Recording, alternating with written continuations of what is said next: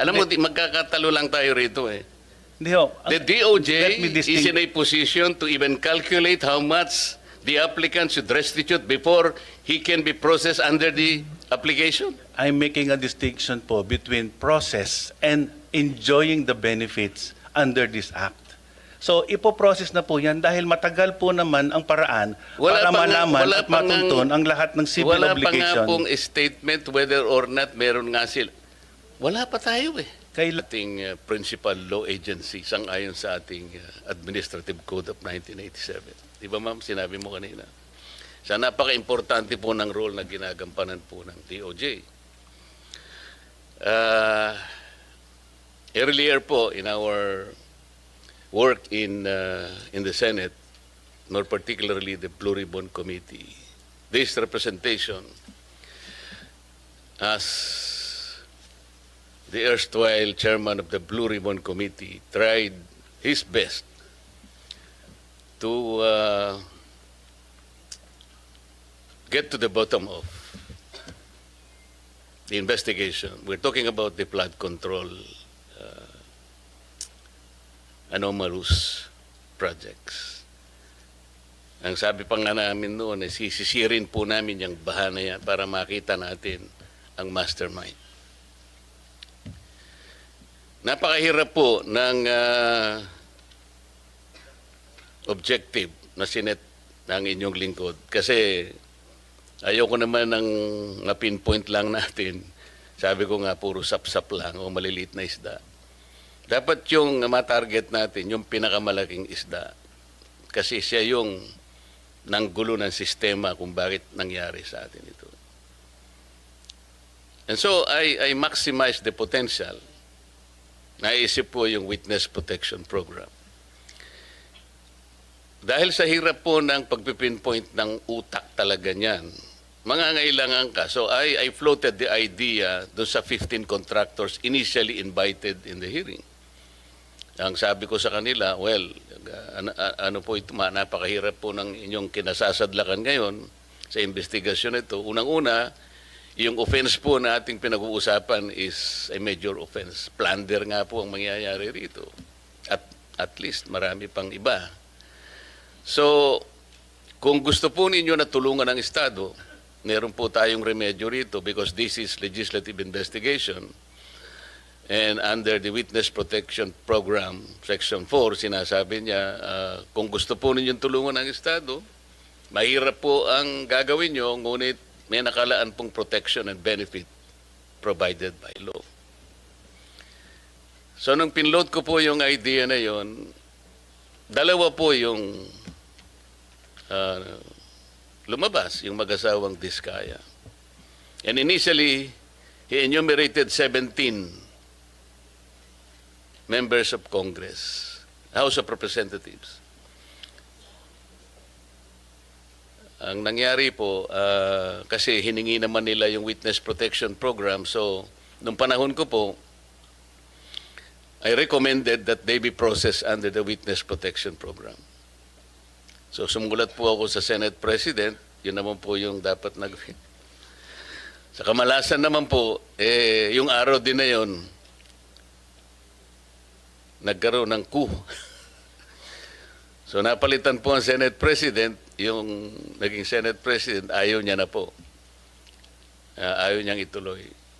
At dahil nga po, merong sinabi yung former Secretary of Justice, we cannot process them until and unless they return yung kanilang mga ninakaw, blah, blah, blah. So the new Senate President, pinangatawanan niya yun. Oo nga naman, sabi niya, the Secretary of Justice, sabi niya, that's a good policy. Kailangan mag-restitute muna sila before they can covered by the WPP. Paano po? How can we begin to even pretend that we know what to do and to help the state prosecute? Kung sasabihin na kahit nawala po sa batas, ipipilit halimbawa ng inyong dating secretary na kailangan mag-restitute muna. I told him it is not a requirement under the law. But he insisted in saying, well, yeah, it's not in the law, but we can always agree on something like a good policy for the state. Do you agree with him? I agree with the position of Secretary Boying Rimulya, now the Ombudsman. Basically, it being one of the conditions. When we look at this, Your Honor, no, we're looking at on the ultimate objective, paano yung Estado mananalo at mapapanagot itong mga to. Wala pa pong tapos sa pagpoproseso ng mga nakasalang na nag-a-apply po ng Witness Protection Program. Kasi kaakibat po sa pag-aaral na to, kasama rin po yung under the Witness Protection Program, kasama rin po sa pag-aaral ng atin pong prosecution team na yung paano kung pwede ba under Rule 119 naman pagpasok po. Marami pong iba't ibang binabalangkas at pinag-aaralan, Your Honor, at itong mga bagay na to, pwede pa pong makapagdagdag. Ipapasa ko ho kay Chief Dong at ito po ay aming masusing pinag-aralan at ilalahad niyo po yung iba pa pong mga prosesong tinitimbang. Wala pa pong sarado, Senator. Lahat po ay tinitimbang pa. If with the permission of the Senator, Hindi, ang ibig kong sabihin, Opo. kung ipipilit na merong restitution kahit wala sa batas, so how can you process the application, for example, of the applicant? Kasi, kapag tinignan mo yung, I think the applicable section is section 10. Basahin mo yun, wala namang restitution. So, kung ipipilit natin that somebody should first restitute, doon pa lamang sa title ng batas, Secretary, it is all for the benefit, interest, and protection of the witness. To burden him or her with additional requirement which is not in the law, hindi ko ba intindihan? How can you agree with that? Your Honor, ang tinitingnan po dito ay yung pangkalahatan. No, I'm talking about Opo. the WPP. Opo. What pangkalahatan ang sinasabi ninyo? Ang kailangan po kasi sa dulo nito, manalo po yung Estado laban. Kaya mapanagot nga, po but before you do that, Opo. you have to proceed with the process. Yes, opo. So, paano siya mapaprocess? Kung ipipilit po na mag-restitute muna, for example, ano i-restitute niya? How much? Sino magkukompute? How can it be done? Sino ang magsasabi na ganito ang dapat niyang i-restitute? Meron na bang ano? Meron na bang pronouncement? We are in the process of asking their help to identify yung mastermind. Opo. It cannot be done easily. Kaya nga natin ginamit ang batas na to help the state.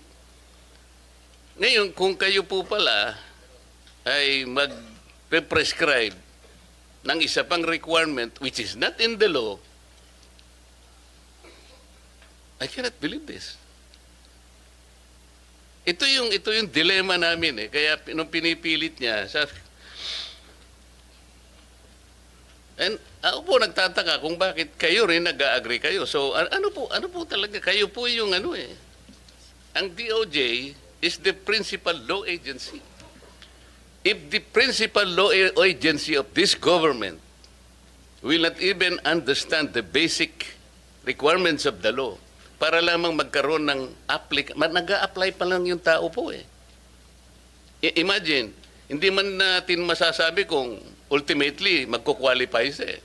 Or even if he qualifies as a state witness, kung hindi niya naman nagagampanan ang tungkulin niya under the program, pwede mo rin siyang alisin eh. So, the point, Mr. Chair, is they cannot even begin to be processed under the law kasi naglalagay po kayo ng requirement which has not been included by law.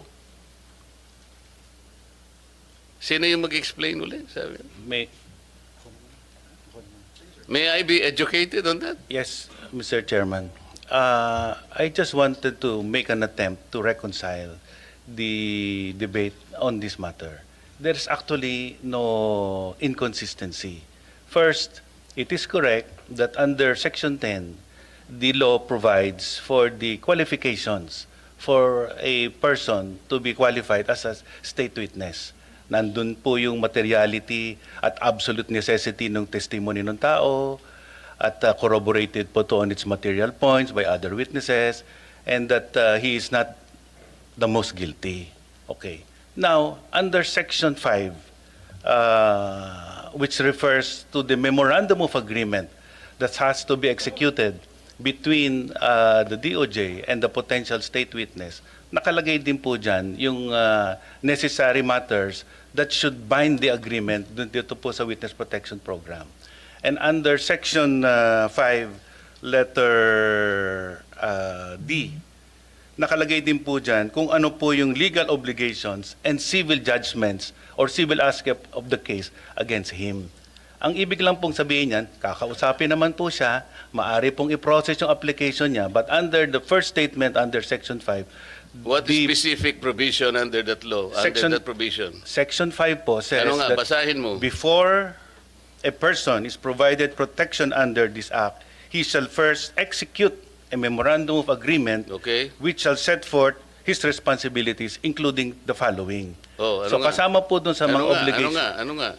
Ito po, to comply with legal obligations and civil judgments. So doon sa civil judgments po, this refers po to the civil obligation pertaining to the May crime. civil judgment. No.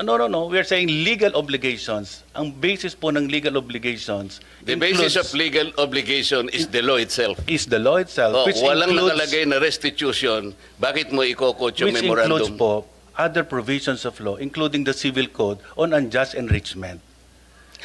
Kasama po yan. Every law should be read consistent and harmoniously Paano mo nga with other i-apply provisions yun, of the even law. the civil code? How can you apply? That Paano, doesn't- ano yung i-restitute niya? Alam mo, magkakatalo lang tayo rito eh. Hindi ho. The Let DOJ me is in a position to even calculate how much the applicant should restitute before he can be processed under the application. I'm making a distinction po between process and enjoying the benefits under this act. So, ipoprocess na po yan dahil matagal po naman ang paraan para malaman at matuntun ang lahat ng civil wala obligation. pa nga pong statement whether or not meron nga sila. Wala pa tayo eh. Kailangan po natin makuha ang mga statement ng mga potential witnesses. Kailangan pong evaluate, kailangan pong malaman Doon sa, kung ano po doon sa yung memorandum na lahat po ng sinasabi mo, Yusek, sinasabi restitution? Opo, kasama po. Sinasabi dyan? Hindi, ang word po dito ay civil and legal obligations. Understood po na ang legal obligations has many sources. Saan ang Kasama gagaling po- ang obligation? The law does not provide restitution in the first place. That is very simple. Legal obligation po has a Huwag specific kayong definition. mag-imagine ng argument, Yusek. Magtatagal lang tayo rito. This is very simple enough. Apo. Anyway, ang sinasabi ko lang Kapag po, ka ba hindi provided ng batas, magiging reasonable obligation under the provision you're quoting? we are saying that legal obligations is defined under You the law. cannot And legal even, obligations you includes cannot unjust use, enrichment. your opinion will even matter here. That's your opinion. Ang pinag-uusapan natin is the requisite of law. Thus, the maxim expressio unius est exclusio alterius ring a bell to you? Alam po natin yun. Ang O anong sinasabi ibig ko po, sabihin nun? ang what is expressed excluded is not included. Kaya nga. You So- are including an opinion which was not expressly enumerated under Section 10 of the law. Hindi. We submit, Your Honor, that a witness can be processed under this program, but he cannot receive any of the benefits as stated in Section 5 unless the matter referring to legal obligations is reduced into writing in a memorandum. So, Yan Mr. po ang Chair, posisyon namin. the opinion of the USEC is trying to supplant the very clear and categorical provision of law. We submit, Your Honor, with just reading the text of Section 5.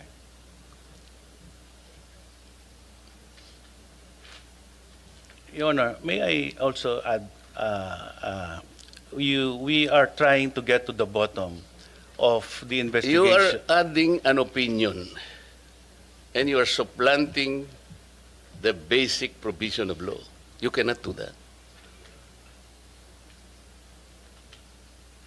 And sabi pa nga natin, the spring cannot rise higher than its source. Tama?